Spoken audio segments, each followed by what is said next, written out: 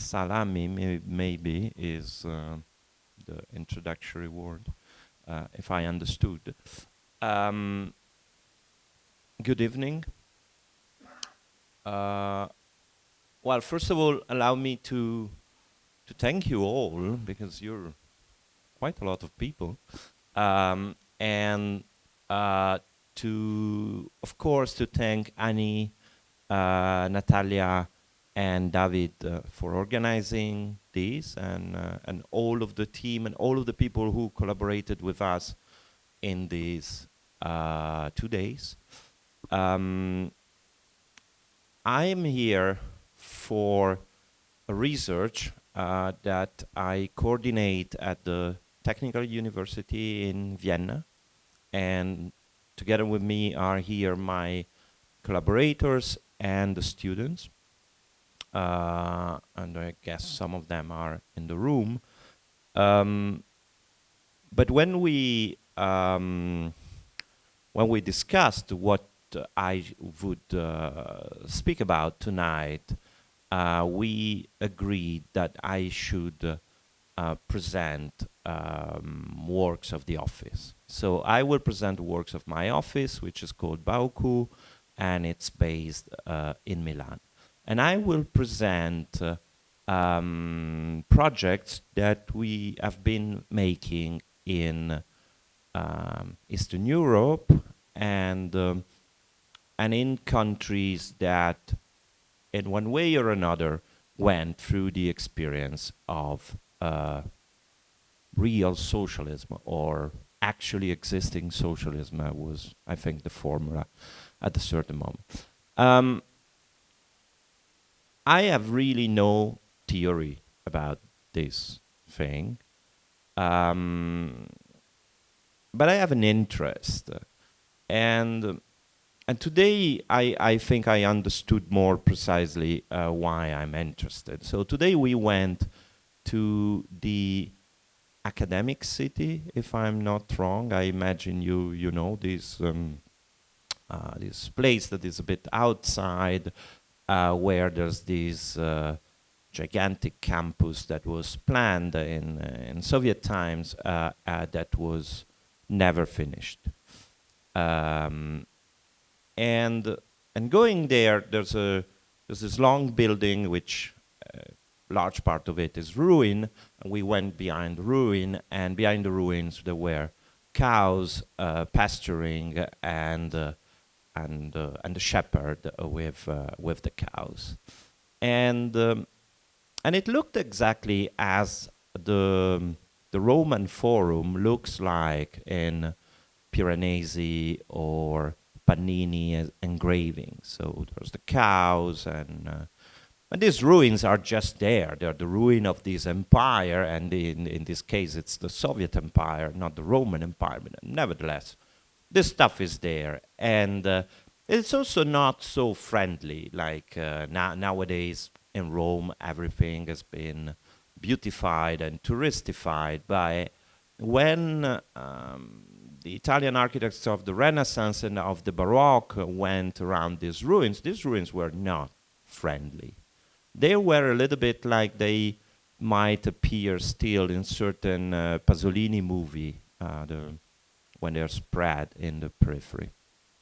And I thought that my interest for real socialism has to do with that, because the Soviet world is probably the last civilization that is, in a way, very close to us. I think many of you lived into this world for at least for part of your life, but it's anyhow gone. It's completely, it's over, and I think it's interesting exactly because the Roman Empire was interesting for Bramante or Baldassare Peruzzi, and this I think became very clear a bit after in the so-called Querelle des Anciens et des Modernes, which is this debate that takes place in France starts in the 17th century and opposes the moderns, I don't know, the brother Perrault and so forth, and the ancients, La Bruyère, Racine, and so forth.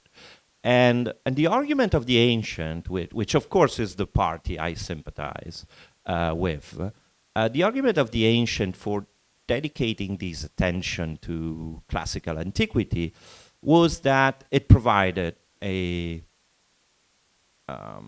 term of comparison, a counterpoint, something different, not necessarily a standard, not necessarily something better, maybe for some of them even something better, but certainly something different that allowed a comparison. And it became instrumental in understanding our own society and literature in our own society.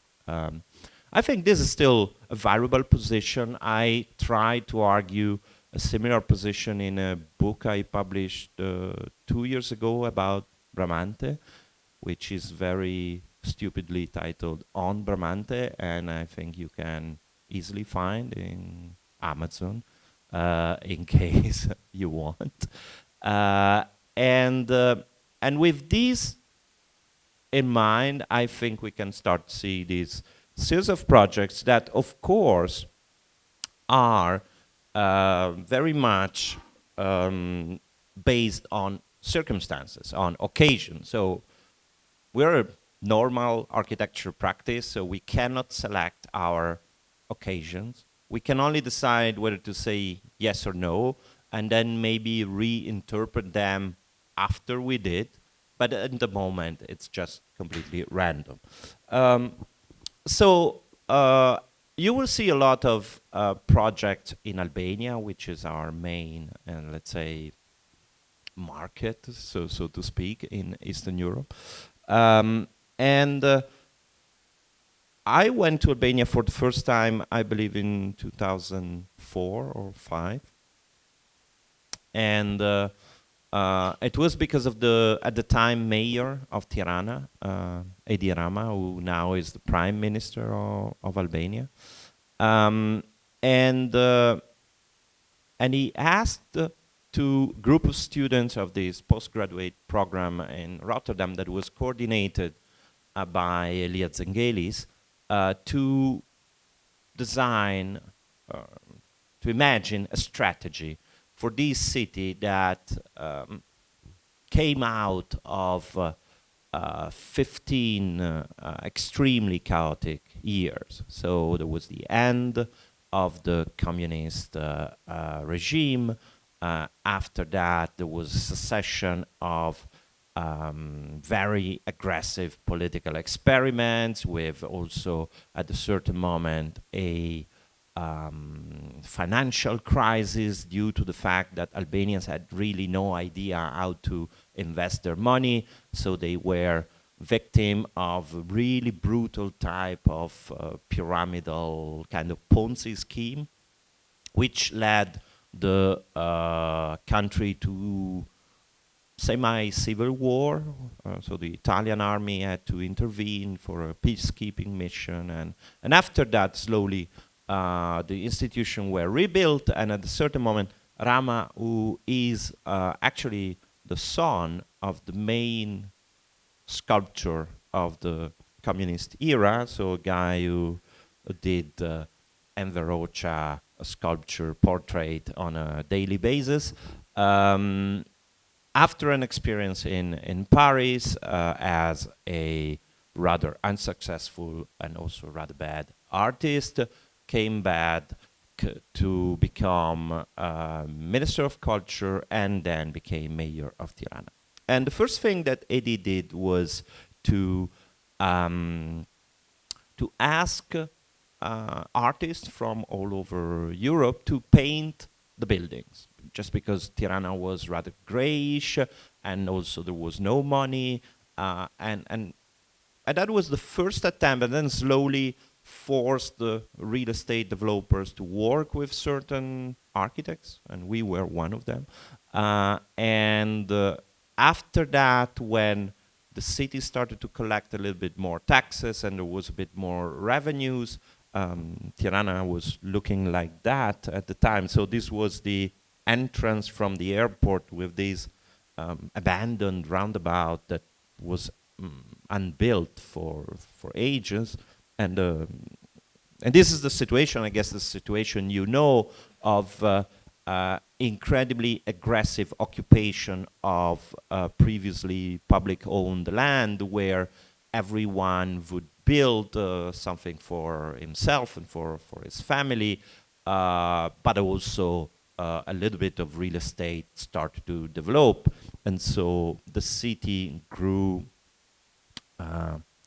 very quickly and not necessarily with great strategy. But I think Eddie was quite able to develop tools to operate in this situation. One of them was this color, the other was the capacity to put violently Tirana on the map of contemporary art and then slowly promoting the city. And nowadays, Tirana, after more than 20 years of these policies, is also a tourist destination. So to a certain extent, the project worked.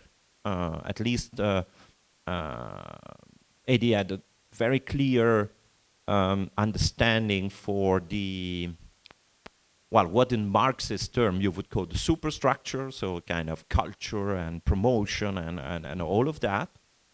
And he managed to transform the city. Of course, it's not that everything is perfect, but I think at least in terms of the transformation of the city, his political action, which on other levels was also quite questionable, was super efficient and incredibly creative, given the limits he was facing. So at a certain moment, we were asked to design a building for. We were brutally married to a developer by the mayor in a completely, in a way, if you consider that from a administrative point of view, completely illegal and completely unacceptable way.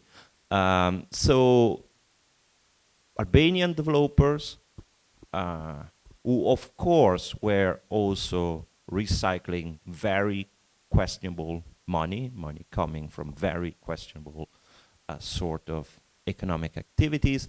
They invested it into real estate, but they were forced to kind of work with a certain group of architects that Eddie selected at the beginning in between the people he knew. And the people he knew were literally people he knew, like me, and people he knew from media. So at a certain moment, there was this crazy list that included us and, I don't know, Jean Nouvel,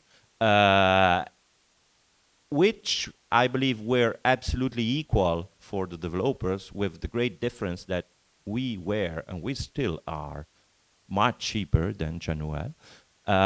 And so they simply, developers understood it was the quickest way to get a building permission was to work with these people. Of course, the constraints at the time in Tirana were super clear. The construction technique was concrete. The maximum span you can think of was 5 meters. The program was just housing. And this is the first building we designed, trying to be, and we were just out of university, trying to be as simple, as clean, and as modest as possible. And the thing failed brutally. So I don't even show you the building. This building has been built, but I mean, I'm not particularly proud of that. But, so this was a major failure. So 1 year after, there's another occasion with always the same situation. So you see this type of city fabric where we should drop the maximum possible volume, which was the result of a very complicated set of building regulation that could be interpreted in many ways. And of course, everything based on a cadastral map that was fundamentally non-existent and was constantly changed. And so we thought, okay, let's work in another way. So we tried to be modest. It didn't work. So let's try to be not modest. Let's try to think that anyhow, the thing that will be designed will be different. We will not be able to control the entire process, but maybe we can impress our client and the people who will then work with this. And so we decided to impress them. And so this is a bit the building, which is exactly the product of the building constraint. So this bizarre volume is just that. And then we articulated it a little bit. And of course, in the kind of fairy tale at the beginning of the story, this building would have been built in massive concrete, but of course it was not possible. And at a certain moment, a German friend of mine called me and said that he was in Tirana and that I saw our building. And I thought, what? And actually, the building was being built. It was at the 6th or 5th level at the time. And our clients, in the meantime, sold the building to someone else who didn't even bother calling us, and actually built the building with the very little drawings that they had. So then at a certain moment, we kind of volunteered and went to Tirana and said, maybe you can do this, you can do that. But we never made drawings. We made a couple of sketches with a pencil in front of the building at a cafe, and this is more or less the result, which I think is still imperfect, but at least more interesting than the one before. In the meantime, we did a competition. We lost for somewhere in Estonia for a museum. I don't even remember so much about these, except that the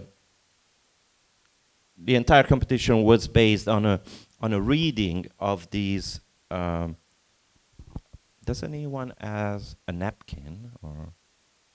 Sorry, and can I also have a bit of water and maybe a glass of wine? Sorry.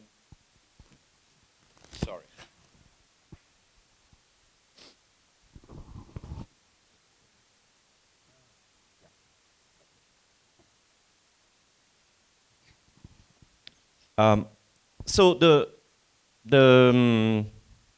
project was mainly built on reading from far away. We've never been to Estonia to do these, of these Nordic, very sparsely populated landscape. And so we designed this building as sort of spaceship landing and defining a place inside of this context. If I remember correctly, the context was a former Soviet military base, so it was very like a ruin in a way, but very rough, and the building didn't touch it. And then the building had all the different facilities in these bubbles below, and then this continues a series of enfilade at the upper floor. I think it was vaguely inspired by the spaceship of Solaris by Tarkovsky, which maybe is not the best reference in Estonia, but okay. Anyhow, we lost the competition. The completely different thing was, I think we did some years after in Ljubljana. That was for the expansion of Plečnik Library, so a completely different context, very urban, very defined in a country that in the meantime completely merged in the rest of the European Union and was almost undistinguishable from Western Europe. And of course, these masterpiece of late classical architecture that I don't think I need to talk so much about. And the plot was this one behind, and we again proposed another very massive object that could establish a relation with very clear geometry, that could establish a relation with Plečnik building, and could also find a way to deal with the Roman ruins that were on the site. There was an expansion of the library. This is one of the many models that we make and that are normally photographed by Stefano Graziani. Here you see photos by him. And a little bit after we started this long research, now I don't know if Egypt really qualifies as a post-communist country. They at least had an attempt when they had this moment of the Syrian, not Syrian, the Arab United Republic with Yemen and Syria. So, and this was research that was actually research on the urbanization of the Nile Valley, which was published and was in a series of biennales and exhibitions in various venues, and was realized in collaboration with Giovanna Silva. These are photos by her, and with Stefano Graziani. These are by Stefano, and with Bas Prinsen. These are photos by Bas. And well, it would be very long to explain the situation, but the Nile Valley is a 900-kilometer long strip of land, very thin, normally something in between 3 and 12 kilometers, which is unbelievably populated. So it's much more populated than the city center of Milan, but at the same time is a city that, well, you cannot even call it a city.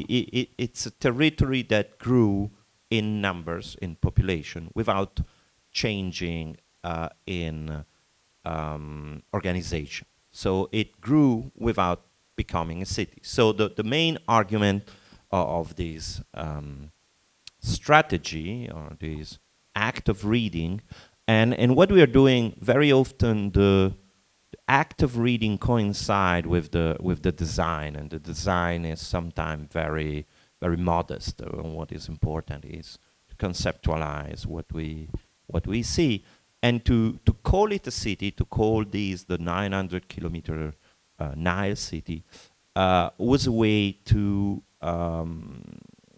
expose a phenomenon like this immense population growth without industrialization, without a change of society, without anything that characterized modernity first in Europe, or then in India or China, or that was a completely different kind of city, of metropolis, and it's a type of metropolis that is unbelievably fragile, because population grows and resources fall down, and for instance, Egypt is the greatest importer of grains in the world, and for instance, incredibly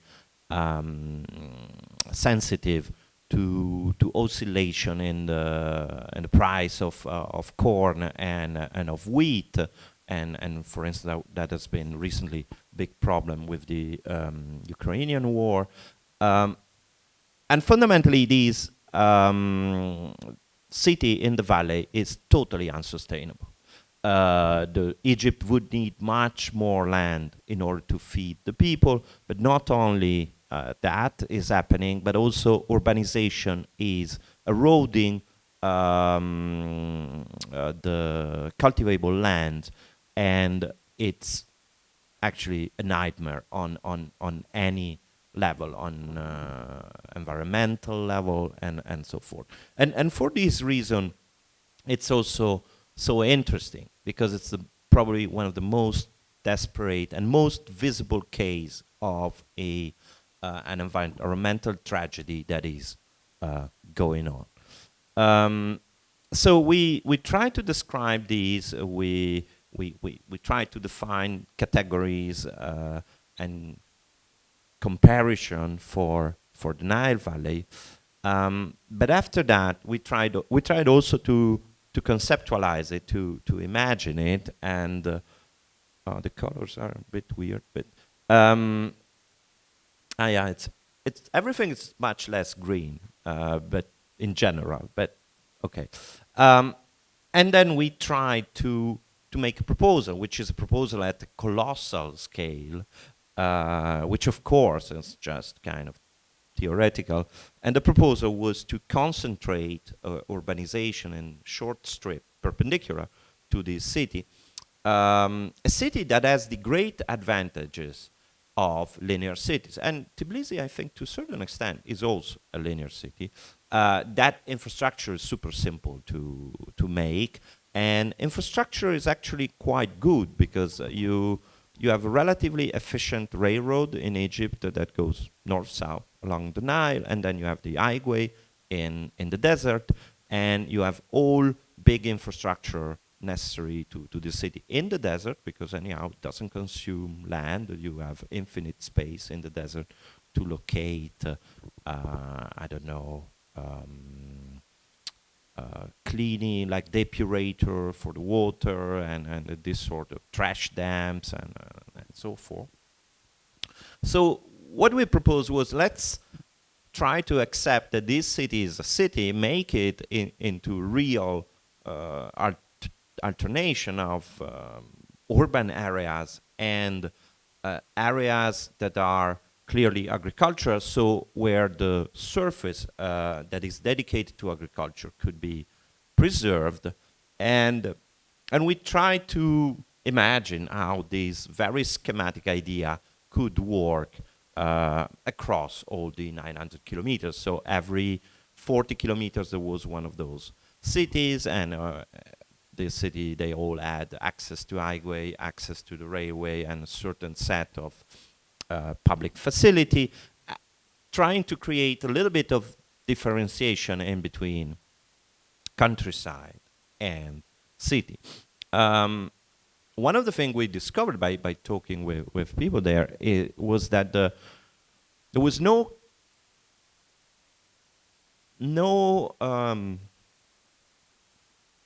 idea of the territory. Very little people, I mean, we didn't speak to everyone, of course, but the people we spoke to, a large majority of them had never been to the desert, and the desert is 6 kilometers away.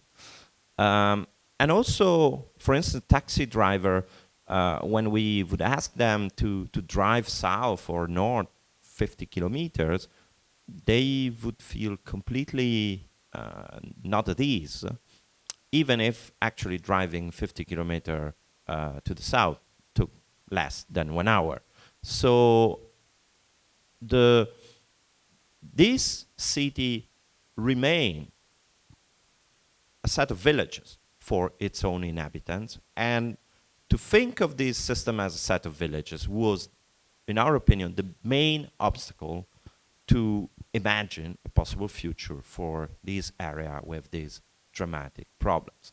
The other dramatic problem was that when we discussed this thing in Cairo at the university, and we organized several discussions.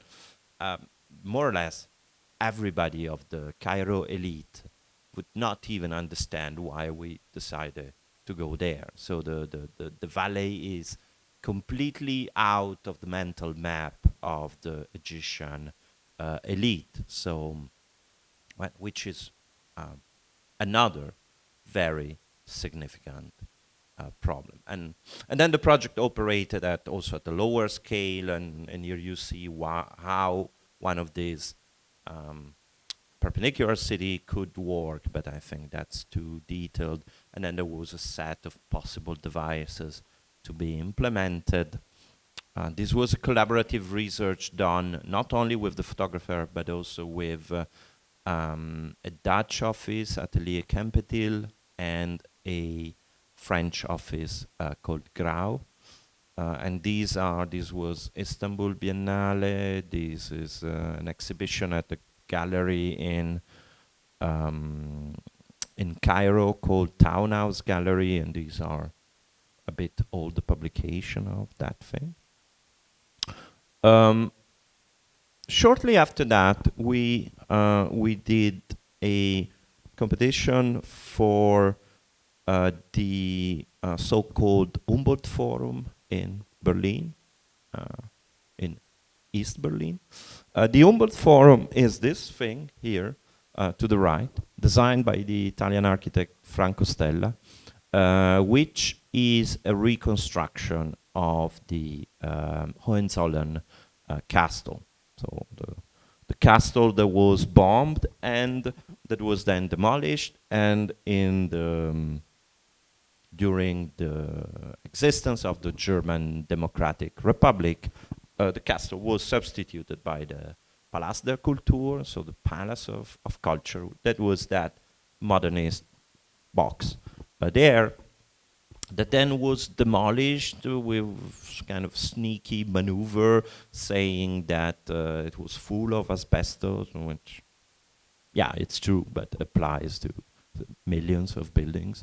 But in the end was demolished and substituted with this thing.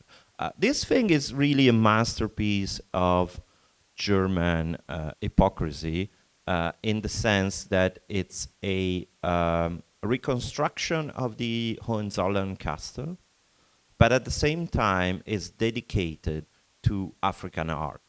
So it's called Humboldt Forum, of course, not for Wilhelm, but for Alexander, so the explorer who went to South America and so forth. And so you have this very crazy combination of conflicting desires and, more than anything, desire in a way for the past not to have happened altogether, in a way.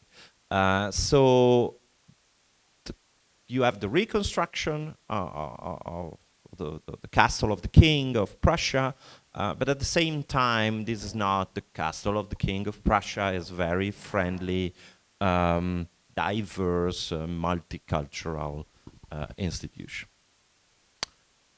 After that, like, we didn't take part in the competition for the Humboldt Forum, but after that, there was a competition for the public space around it. And this is a model. This is a room at Palazzo Reale in Milano, and this is a model that represents a bit the situation. You don't have one of those, no. So it's easy. So this is the castle, because the dome was rebuilt as it was. This is the Berliner Dome, and this is Schinkel Altes Museum. And this is the Lustgarten, this is the bridge. Here there is Unter den Linden. And behind there, right there, there is the tower, the television tower of Alexanderplatz. This is a complicated axonometric drawing of the thing, in which you still see the various things, but you also see the Neue Wache, the Friedrichswerdersche, and the Bauakademie, all projects by Schinkel. And you see also the Alexanderplatz Tower and the river, of course. And our argument was, okay, you decided to rebuild the Baroque castle, and now you have a space around it, so why don't you do a Baroque garden? And this Baroque garden, we do it in a way that it respects all of the prescription. So this is the overlapping of all the needs of the fire brigades, of the metro exit, and so forth. But given all these constraints, then we design this Baroque castle, this Baroque garden that corresponds to the Baroque castle that you rebuilt, but somehow turns it into the, more explicitly, into the surreal initiative it is. So we make the uncanniness of this entire operation visible without making it unpleasant. So anyhow, you have an efficient public space with very clear subdivision of public space related to the building. So you see those squares. The other problem was that there was too much public space that would not be used. So the garden was used, the garden with the formal edges was used to reduce the amount of public space available in order to concentrate energy in certain precise places. So you see there those edges, and you see this is the street in front of it, this is the Humboldt Forum. Here you see also the Alexanderplatz Tower, and you see how the definition of this garden reorganizes public spaces. This is a bit more. These are again photos of Stefano Graziani. This has been done with a landscape office called Yellow Office we often work with.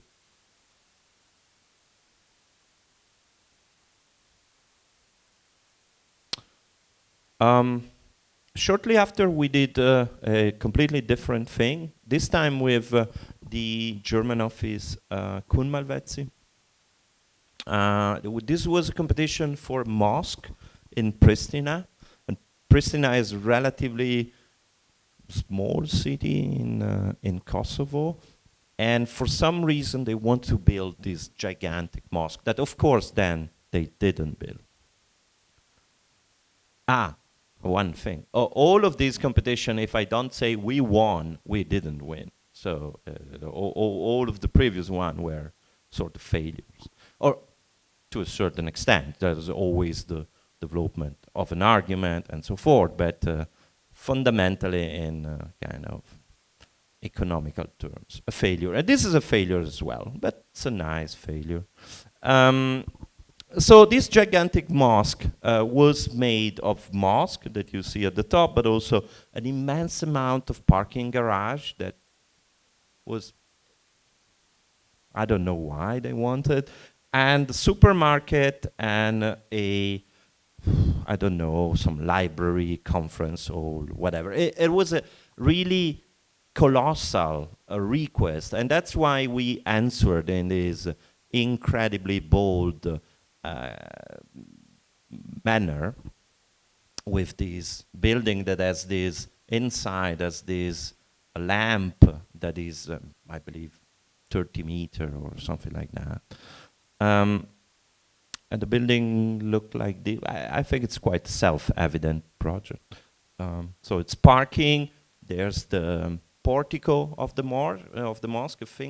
I think in Kosovo, this thing is called ayat or something like that, and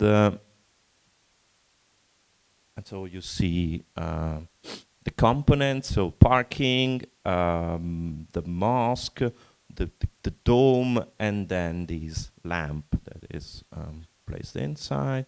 So these are a bit of plans.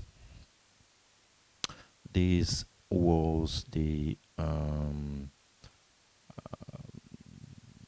conference hall and library. Of course, there was also the issue of independent access for women and men, because that was a given that couldn't be discussed. So there are these towers that contain this circulation. And this, I think, was the man level, and this the woman level. And we try to find a way to provide separate access as requested, but not establishing a hierarchy. So it's not that the men are entering more easily than women. No, everyone enters in the same way. This is a bit the decoration. At night, it would have looked like that. I think this was definitely a cool project. I mean, and completely nonsensical.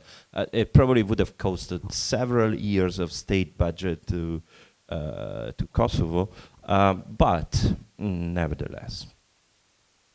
This is finally a project we won, and that we also design, and we don't know what's exactly the status, but might even go on.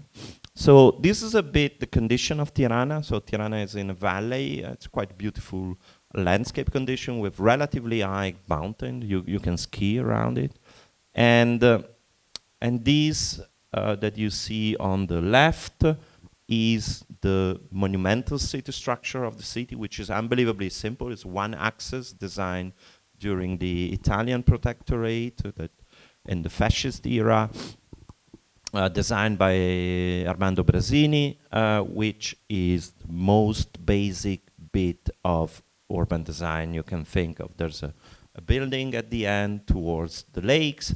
It's the Polytechnic, and then there's the square with the opera house and the city hall. And along these axes, during the socialist era, all of the main monuments were dropped. I think you will see this thing again in another project. And this is the student city. Student city is very much like the academic city in Tbilisi that I saw today, just with the difference that Albania didn't have at all the resources of Georgia and Soviet Union. So the buildings are in load-bearing walls. Sometimes they're so pathetic that they even try to look like they've been built in prefabricated panels. Can you imagine, like faking prefabricated panels? Like, it's quite something. So you see there are all these dormitories that are existing that had to be, and exactly because they were made of load-bearing walls, they could be restored and recovered, because in a way it's much more robust than other construction technique. And there's this large empty brownfield in the middle, and we thought that we could add a little bit of public program. So you see there's a couple of public buildings. The dark gray buildings, they are all dormitories. So it was the student city, but it was not campus, because there was no faculty, and still there's no, it's just dormitories. And it's also extremely big and extremely central with respect to the city. If you compare to the monumental axis, almost 1/3. And so what we proposed was to build a very tiny portico all around a lawn that could encircle this lawn and redefine the public realm, and then allowing for densification, adding more program, also more commercial program. So here you see a little bit from 100% housing to 72% housing, plus a little bit of other things. And of course, we yeah, we followed very clear models, University of Virginia and Ibirapuera in Sao Paulo. So imagining this very simple portico.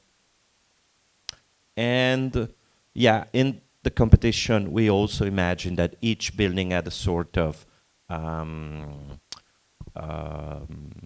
frontispiece in front of the building, like literally like at University of Virginia, where you have these two scales.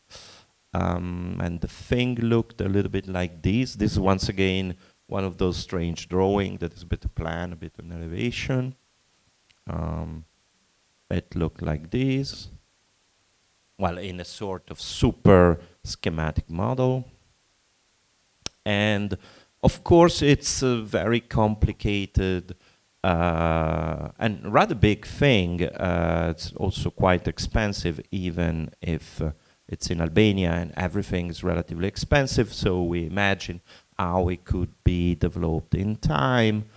And we often do this sort of stop motions showing how the process could evolve. And you see like the buildings that become blue are the ones who are restored, while the others are, the red ones are new buildings. And of course, the first thing is to rebuild a public, a shared space for this complex. So building this relatively simple and cheap portico to define it. And of course, this portico, the geometry of the portico is extremely contextual, so it's absolutely correspond to what is there.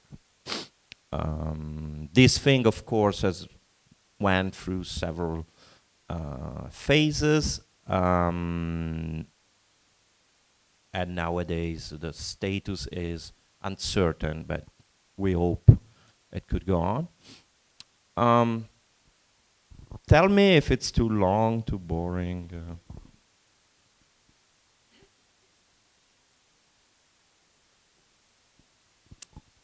Yeah, I know you're paid to say that. You organized this thing. So this is in Cairo. It's kind of a consequence of our previous involvement in Cairo. This is for probably the most central piece of land in the city. So you see it's this part here to the left, which actually doesn't exist anymore because they demolished in the meantime. So this is a very bad Google Maps scan, but I don't know if you're familiar with Cairo, but this is the Egyptian Museum. This down here is Tahrir Square. This is the whatever, 6th of October or another date bridge. And that's the other bridge. This is the Zamalek Island with the sport infrastructure. And this is so-called Maspero Triangle. Maspero was a French-Italian archaeologue. And you have along the Nile, here you have this Hilton, this is the television, and that's the Ministry of Foreign Affairs. And before this thing was razed to the ground, there was an informal settlement. An informal settlement from the 17th century. So this is from the Nile. You see the Corniche. To the right is the Hilton, the television tower, and the Ministry.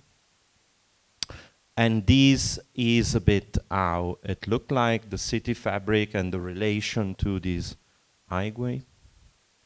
And we did this competition. This competition was, it was a very strange thing. This was the beginning of the Sisi, al-Sisi period.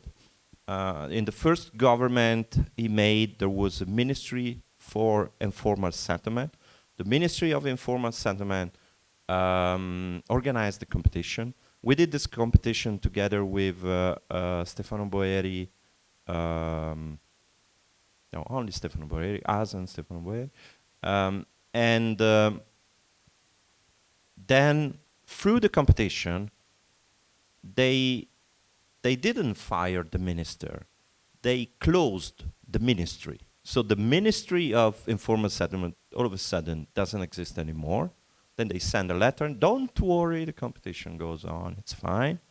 Then there's a competition. In the competition, they do not assign a first prize. They assign a second prize to Norman Foster and a third prize to us. The day after Norman Foster publishes on all, not Norman Foster, the office of Norman Foster publishes on all possible platforms, Norman Foster wins competition. And 2 days after we've been paid, a lot of money, like one of the best paid competition we ever did. And then it was over. And no one spoke about the competition anymore.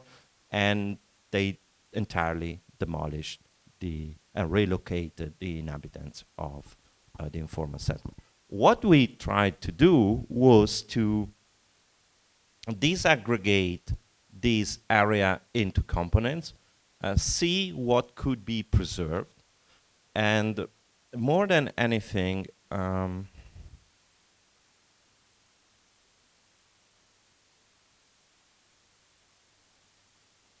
yeah.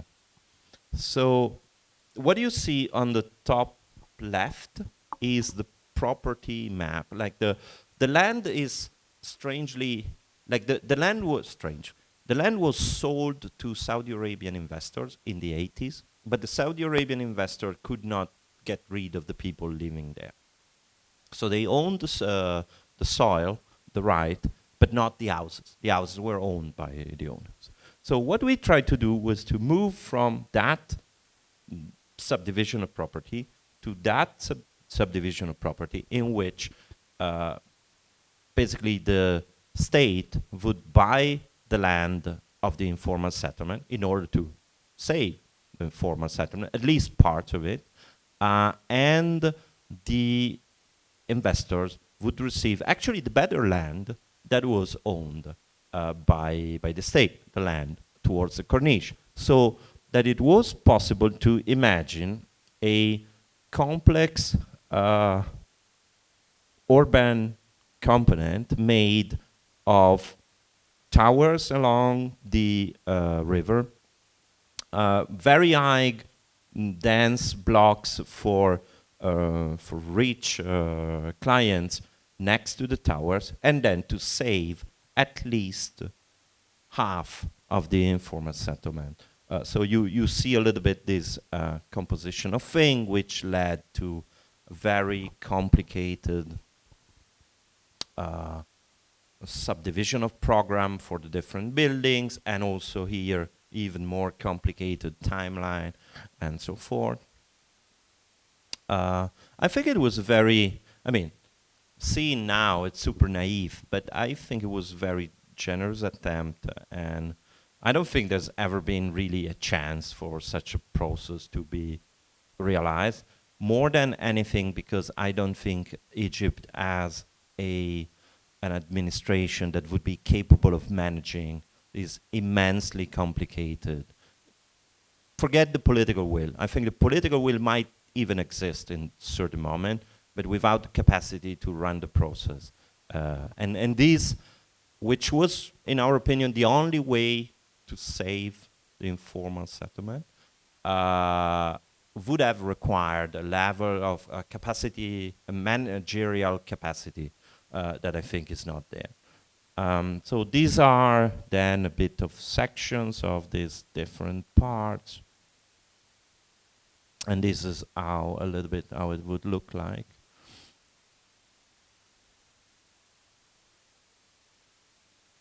With this fantastic botanic garden on top of the most crowded turnpike of Africa, which of course this was completely utopian. But the rest was, I think, a little bit more.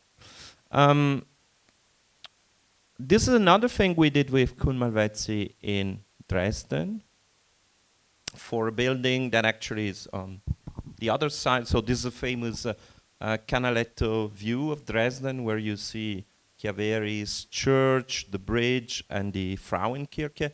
Everything's been bombed and destroyed by the Brits at the end of World War II, and then rebuilt a little bit in like half of it in the during the DDR period. So they rebuilt the Semper Theater and the Zwinger, and then after unification they rebuilt the Frauenkirche.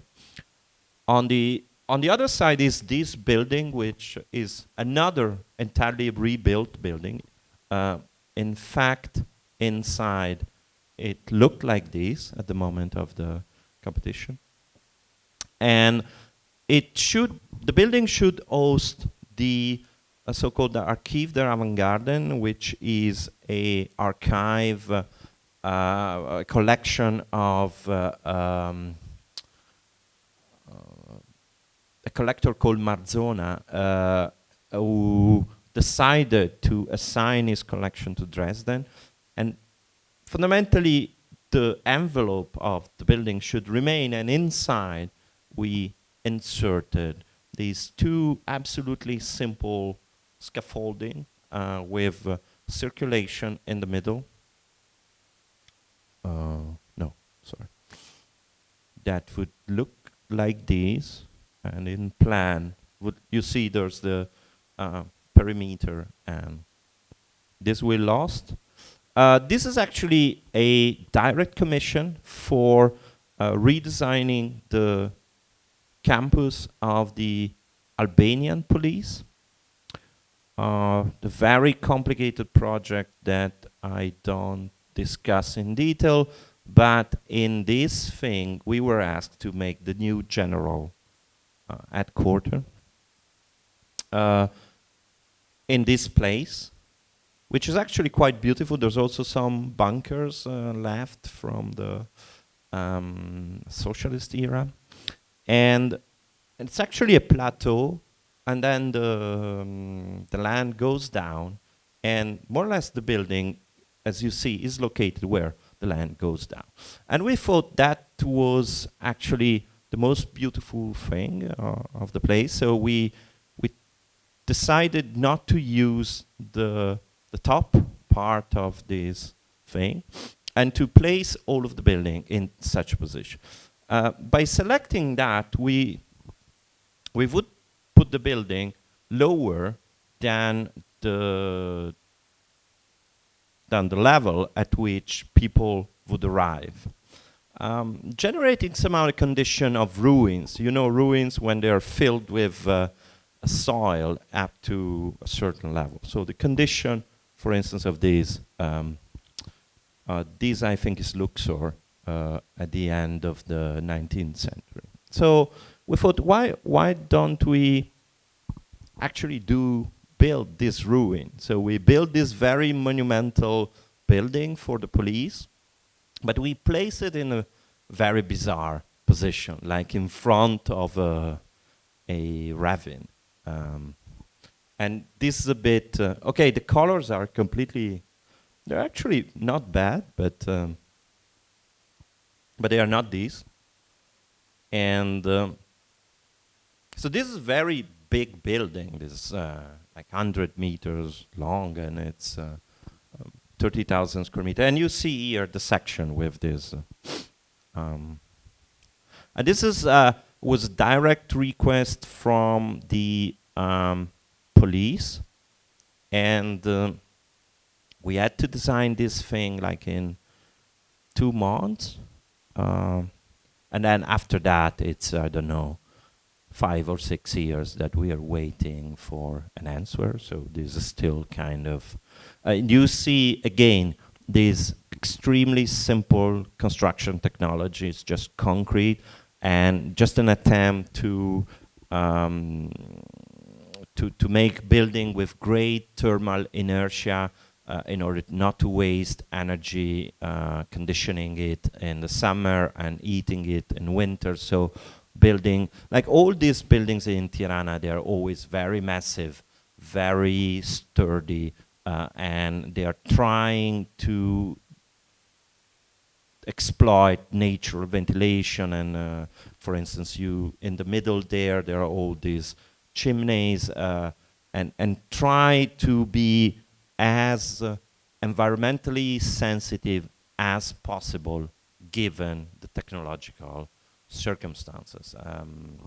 This is something we're always trying to do, and we're doing it maybe in a much more, like we're now building a library in Milan that is much more advanced devices to do these, but we try to do it in a rather unspectacular way, so we're not this kind of environmental architects who kind of slam in your face the fact that they do sustainable architecture.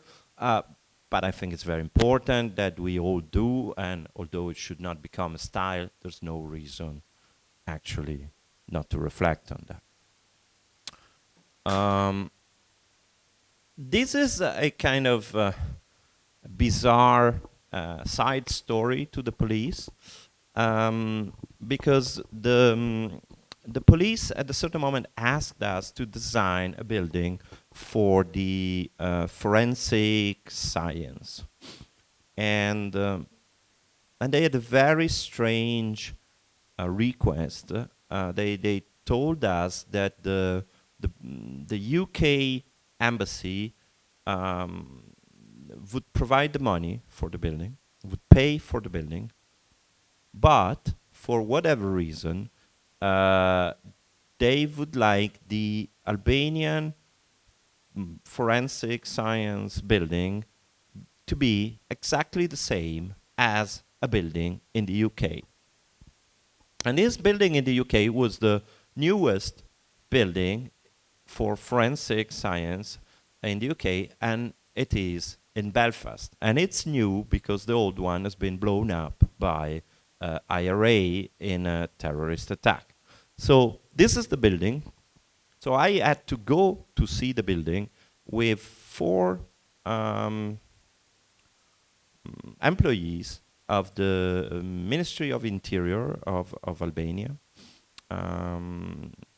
We went there, we visited this building, but we should copy. So we should copy the building, it should be the same.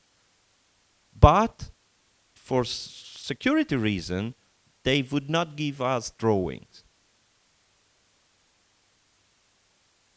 And we say, okay, why not? I mean, we did so many stupid things in our career, we can also do these. So the building was actually just a building with a corridor in the middle and stairs at the 2 ends and certain measurements that we accepted. And we thought we could, well, these are some references. So the building looks like this. So you see it's same height, same position of the stairs, but actually it's hard to say that it's the same building. Like, anyhow, they didn't give us the drawing, so they cannot claim. So this is the building. These are again photos, but it's a little bit less gray than it looks in. But okay. These are the extremely aggressive renderings done by our local partners.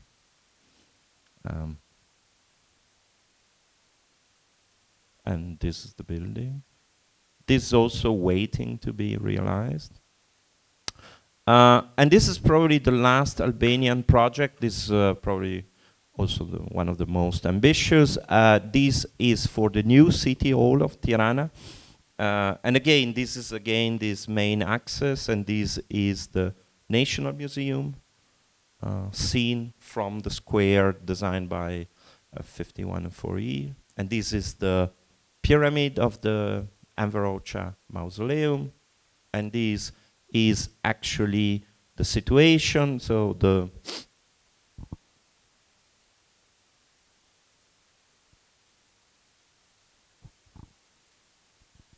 So the Polytechnic, here is the stadium, here is the pyramid, here is the main square, transformed by 51 and 3, the Opera Theatre, the National Museum, the Hotel Tirana, the City Hall, the Parliament, and over there, this new development, this prolongation of the axis, where here is the plot for the new City Hall. And the distance is it's not so big, this thing. It's from here to the end of the circle is 15 minutes walking. And our proposal, this is something we did with American office called Johnston Mark Lee, and again with Yellow Office as landscape architects, and with artist Matilde Cassani. And so the scheme is super simple. The offices is block as simple as possible. And the only main feature is this very large pergola that covers the entire space and that would produce a public space that provides a condition that is alternative, not like complementary to the square by 51 and 3 that is the space completely paved without trees. It's very, very hot in summer. And and this is a bit the organization of the thing, with these trees in vases that would grow on this pergola. These are the species, so this is the color code for the different species that are used for the pergola. This is the underground, and in the first underground there are all the connection with the main hall, the meeting hall for the council, the auditorium, and the lobby, which connects all the different pieces. And then this is the plan of the offices, which is super simple. Also in this case, great thermal mass, a double layer with sort of winter garden around. So a rather attentive use of volume to create a condition like thermic conditions. And this is a bit the section, and here are drawings where you see, wow, it's actually much more bright, which in this case helps because the sky looks really terrible here. But so you see from this main axis the new building, and here is from under the pergola, and again from under the pergola. And this is a view at night where there is this terrace on top of the auditorium. This is the last project, finally. And this is a very long competition we did that we lost just before Christmas. Competition in 4 stages, in which slowly all of the others were eliminated until they eliminated us in the very last round of 3. This, I think, is a completely different context, in the sense that this is Prague, this is the central station of Prague. It's the building is very complicated.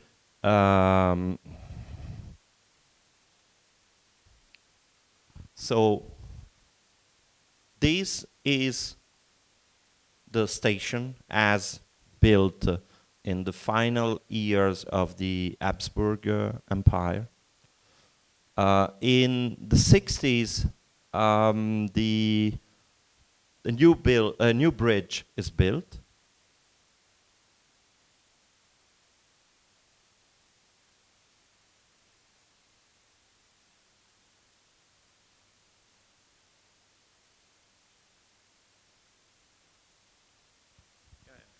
Okay. So in the 60s, they make a new bridge and they make these fundamentally a highway inside the city that cuts the station from the park, the pre-existing park. The park was built here in the area where the city wall used to be.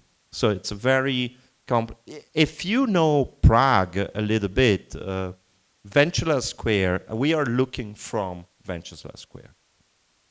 And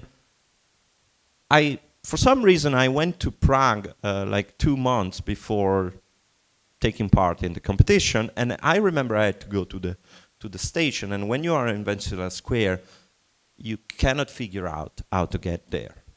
And the reality is the station is not there, the station is here, so there's a very, very long underground platform, an incredibly beautiful building designed in the 70s by a collective of architects coordinated by Elena Shrankova. Probably, well, I will go back to these when I explain the rest, but probably the most important public building designed by a woman in continental Europe before the 90s.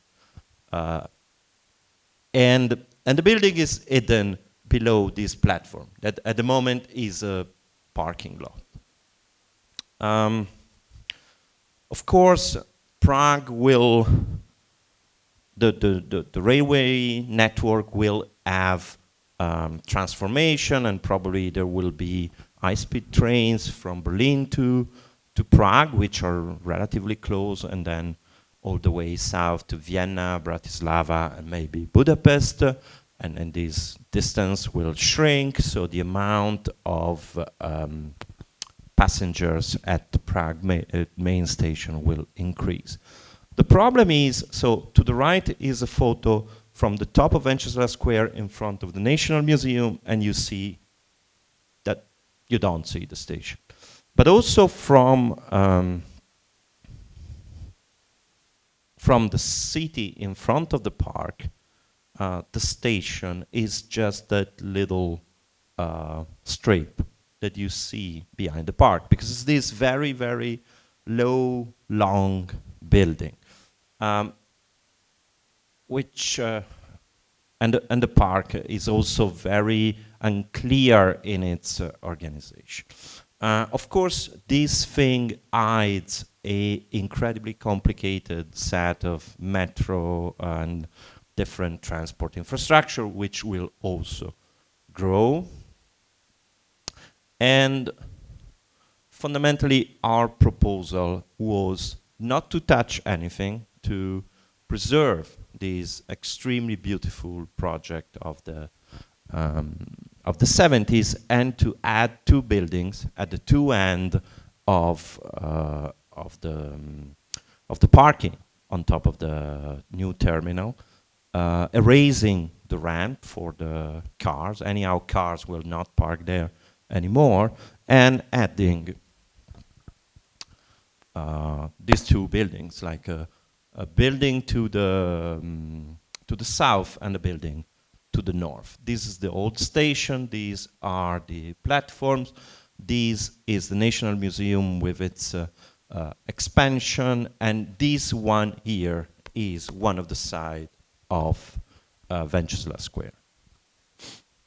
Of course, this thing is completely, how to say, tricky. So it's not really like that, but this clarifies a lot of things.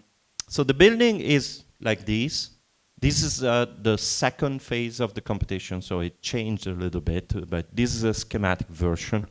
And you see the northern terminal, the southern terminal, which overlooks Venceslas Square, so it has this shape that very explicitly say, I am the train station, so that when you are at Venceslas Square, you finally understand where the train station is. And this is the terminal by Shrankova, of this low, extremely beautiful profile.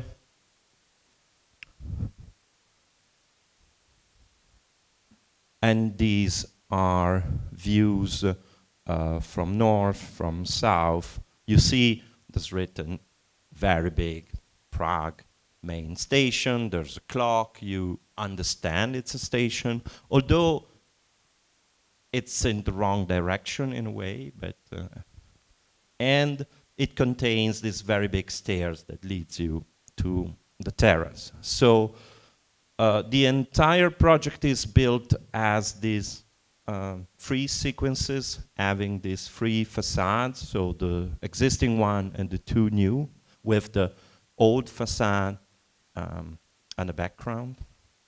And the sequences are built, they are very different from one another. The one from Venceslas Square, which provides also spaces in front of the opera, is really a set of platforms which are very conditioned by the fact that there's other metro station underground, so the levels are very, they're absolutely given. This is the reorganization of the part in front with the new tram line. And even here there's a kind of underground objects that cannot be touched. And this is the more free and bigger part of the park towards north. The park is built as kind of, the park once again has been designed by Yellow Office. And it's once again the kind of articulation and formalization of this very complicated set of constraints that are always accepted. And this is a bit the existing, so, and this is the final organization with some, yeah, well, this we can skip. This is a little bit the final plan. And these are schemes which represent the complexity of this infrastructural hub, but I don't think I will go into these because it's a bit too complex.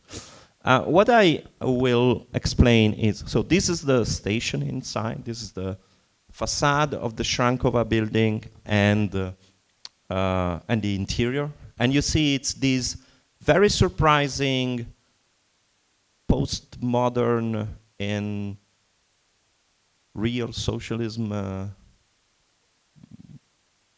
thing, which for me is extremely surprising because I didn't know there was a postmodern moment in the architecture of communist country. It's extremely subtle and extremely strange because a building that is so monumental, so imposing, is at the same time so humble. It's also so futuristic, but it's not the futuristic in a way we, at least we are used to. And I think it's an unbelievably precious object, not only because of its beauty and not only because it's a building designed by a woman and there are not that many in that era, but also exactly because it's this very strange cultural object. And I think for us it was out of discussion that it had to be preserved. So I think it's crazy in 2000. I'm saying this because Henning Larsen won the competition and demolished it. And I think they won the competition exactly because they demolished, because I think the railway company couldn't stand this building because it doesn't look cool to them, it doesn't look contemporary, it doesn't look advanced, while in reality this is an incredibly precious thing, extremely rare, extremely, yeah, simply special on all levels. And so we propose to, of course, reuse it and to restore. So at the moment there's this box in the middle that we could get rid of, and by getting rid of it, we could, I go back. So this is how the thing was reorganized, allowing for increasing the commercial program and allowing dropping these two things on top. So it's a very complicated set of demolish and rebuild and blah, blah, blah.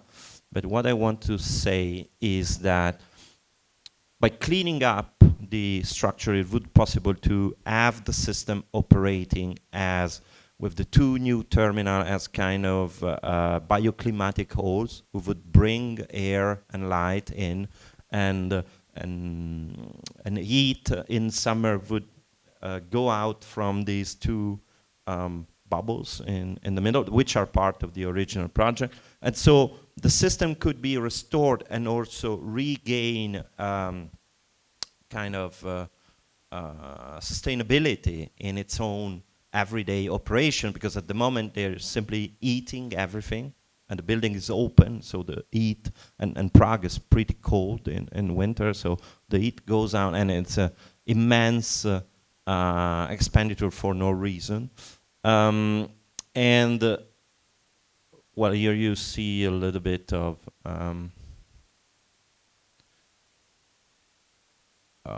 other drawings. Also in this case, the building could be realized in phases by very clear steps, like first demolishing the ramp, then building the southern terminal, then restoring the terrace, then going on. So the station should never be closed and could be operating all the time.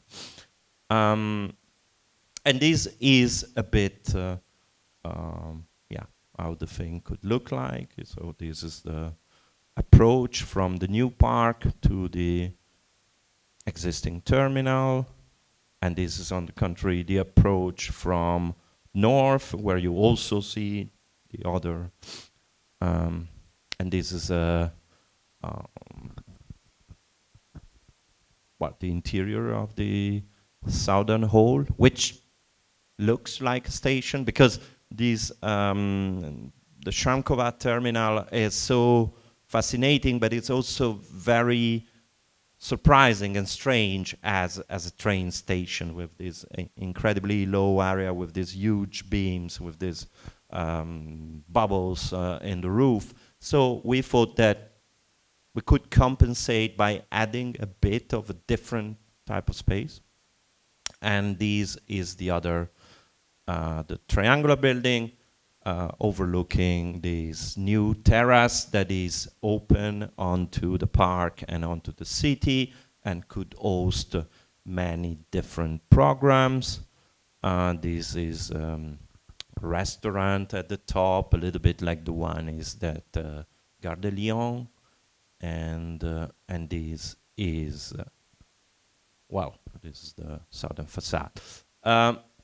So this thing is finally over. The last thing, is there some sort of music that like volume? No. Okay. So in the second phase of this competition, we made a little stop motion to show how the terrace could host different different activities in time. I don't know if it works. Yeah.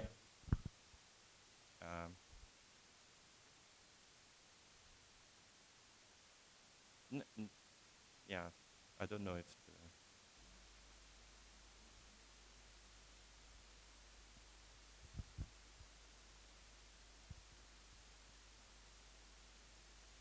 yeah, well, without sound isn't particularly attractive, but okay. So I think you can look at it, and yeah, maybe it was too long. I'm sorry.